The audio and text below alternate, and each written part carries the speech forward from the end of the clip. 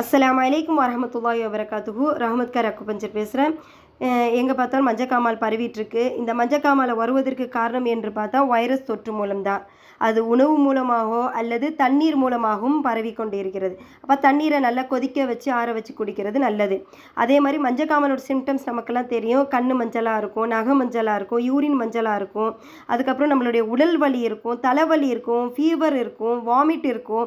அப்போ அந்த ஃபீவருடைய வெப்பத்தின் உஷ்ணத்தின் காரணமாக நம்மளுடைய உடலில் தண்ணீர் பற்றாக்குறை இருக்கும். அப்போ தேவையான தண்ணி நம்ம என்ன செய்யணும், குடிக்கணும். குடிக்காமல் போயிட்டாலும் இந்த மஞ்சக்காமாலை வருவதற்கு காரணம் இருக்குது. அதே மாதிரி வெளியே உண்ணக்கூடிய உணவின் மூலமாக இந்த வைரஸ் தொற்று பரவக்கூடிய வாய்ப்பு இருக்கிறது.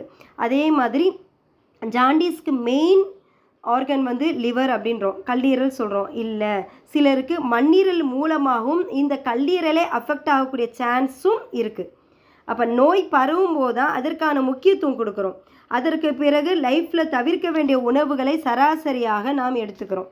அப்போ இந்த ஜாண்டிஸ் உடைய நோயுடைய காரணம் இந்த வைரஸ் மூலமாகவோ அல்லது தண்ணீர், உணவு, கல்லீரல் ஹீட்டின் தன்மை, நம்மளுடைய பாடியில் தேவையான தண்ணீர் பற்றாக்குறை, இந்த மாதிரி ஒரு ரீசன் இருக்குது. அப்போ அதனுடைய ஒரு மெயின் ரூட் காஸ் தெரிஞ்சுன்னா இன்ஷா அல்லாஹ் அதை சரி செய்யலாம். இயற்கை சார்ந்திருப்போம். அஸ்ஸலாமு அலைக்கும் வரஹ்மத்துல்லாஹி வபரகாத்துஹு.